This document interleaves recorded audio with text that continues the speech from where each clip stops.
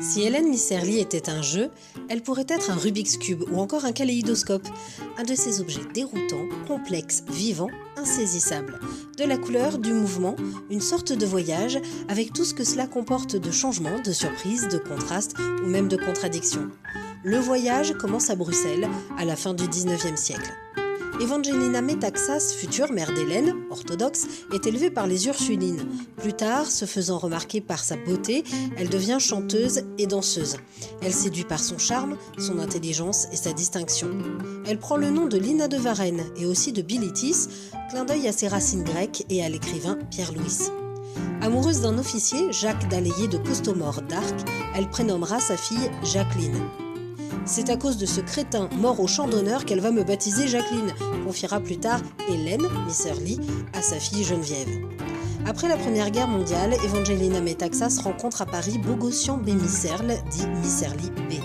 Nous voilà à Constantinople, où Bogossian est né dans une famille arménienne catholique et pourtant proche du sultan Abdulhamid II, ce qui lui permettra d'échapper au génocide de 1915. Il épouse Evangelina en 1924. Jacqueline, qui se rebaptisera Hélène, verra le jour en 1925. Plus tard, elle conduira ses études vers la philosophie et la langue anglaise. Hélène Misserly écrit. Parmi ses genres de prédilection, les dramatiques radio qu'elle compose pour Radio Luxembourg et la radiodiffusion française. Lors de la diffusion de l'épisode L'anneau de Stone Hill, dans l'émission Faits divers diffusée le 16 mars 1954, Pierre Véry ne tarit pas d'éloges à son propos. Je dirais seulement que le plus curieux en cette affaire est que cette histoire de peur, c'est à une femme que nous la devons, une toute jeune femme charmante, Hélène Misserly, diplômée d'études supérieures de philosophie, s'il vous plaît. Et elle prépare sa thèse de doctorat, ce qui ne l'empêche pas de lire des centaines de manuscrits pour le compte d'une importante maison d'édition. Jeune romancier qui m'entendez peut-être, vous avez tout intérêt à faire le siège d'Hélène Misserly. En outre, auteur radiophonique de son métier, Hélène Misserly a inscrit à son actif ce record, 30 émissions programmées en moins d'un an sur les antennes de la radiodiffusion française et 154 émissions sur d'autres chaînes dans le même laps de temps. Et elle achève une pièce de théâtre. Elle participe donc à plusieurs reprises à Faits divers et au Maître du mystère, la célèbre émission de Pierre Billard et Germaine Beaumont. Et rien d'étonnant à cela car elle méprise toutes les autres littératures, s'émoue tout ça, prétentiard, des dadames qui se regardent le nombril, des bonshommes qui se prennent pour Proust, la série noire c'est chic, viril, dessalé. Entre le milieu des années 50 et le début des années 60, elle a signé plusieurs films radiophoniques en tant qu'autrice ou adaptatrice. L'anneau de Stone Hill, que nous venons d'évoquer, mais aussi Le signe des Gémeaux, La mort en ce bazar, La plume empoisonnée, adaptation du roman d'Agatha Christie, pour solde de tout compte.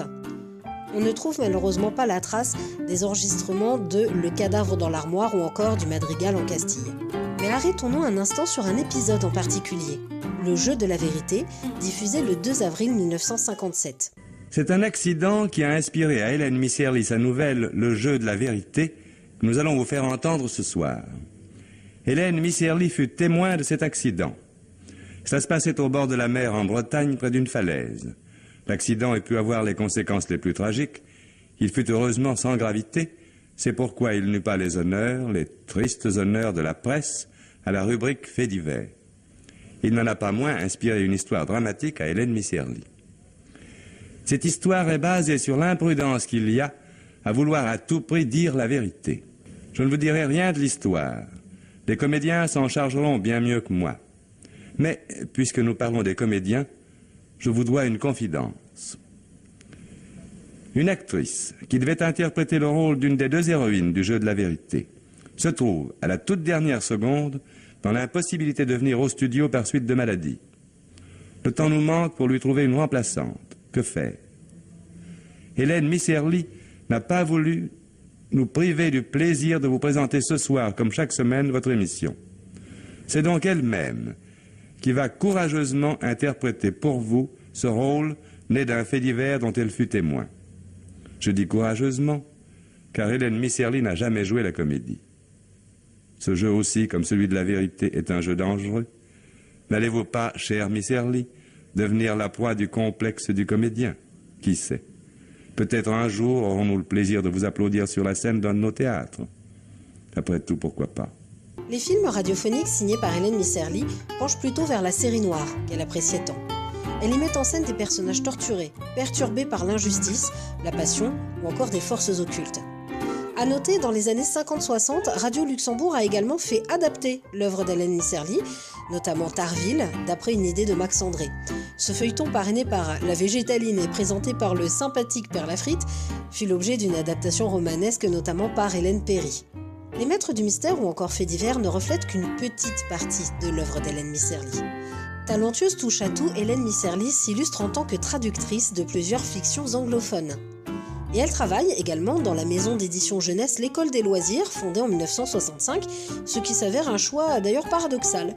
Bien qu'elle ait trouvé les enfants, je cite, ennuyeux, stupides et capricieux, et qu'elle en ait eu 3 elle-même, Hélène Misserly a écrit pour eux, avec Un monstre dans la vitrine, qui racontait l'histoire de Friou, le lapin-chat. Mais Hélène Misserly a aussi été scénariste pour la télévision. On se souvient d'Une chambre à louer, où elle signait également les dialogues. Ce feuilleton de 26 épisodes avait pour interprète Olivier Husneau, Henri Serre, Pascal Roberts ou encore Geneviève Grade, cette actrice qui jouait la fille du gendarme de Saint-Tropez et qui a disparu en 2024. Scénariste et dialoguiste, elle l'a été également pour Seul à Paris, qu'elle a écrit, Seul à Paris, feuilleton de 52 épisodes, ou encore pour Opération Trafic en 1980 avec Guy Marchand et Christian Jacques à la réalisation pour 5 épisodes. Et puis il y a eu aussi Messieurs les jurés, 3 épisodes, Les enquêtes du commissaire Maigret, 2 épisodes, Le tribunal de l'impossible, 2 épisodes aussi. En 1982, Hélène Misserly passe derrière la caméra. Elle réalise le film Une autre femme sur un scénario de Madeleine Chapsal. On ne posera pas la question de l'empreinte de l'auteur sur ses personnages, même si on peut se risquer à entrevoir la personnalité d'Hélène Misserly à travers Anne Dulac dans Une chambre à louer, rôle tenu donc par Geneviève Grade, une jeune femme vive, intelligente, audacieuse, au caractère bien trempé. Dans une moindre mesure, Suzanne, personnage de Thierry et Suzanne dans Tarville, sait imposer sa volonté face à son père, ou encore Marie-Chantal de Laurency, toujours dans Tarville, qui porte pantalon, aime le jazz et use d'un langage peu académique. Elle fut donc une artiste complète, une femme libre, combattante pour le droit des femmes, mais aussi pour la reconnaissance des auteurs. En 1968, par exemple, c'est elle qui avait obtenu auprès de l'intersyndicale de l'ORTF le droit pour les auteurs de participer au mouvement de grève.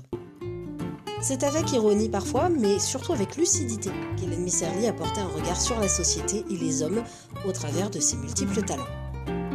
Les citations que vous avez pu découvrir dans cette vidéo sont extraites du livre de Geneviève Brisac, la fille d'Hélène Misserly, intitulé Le chagrin d'aimer.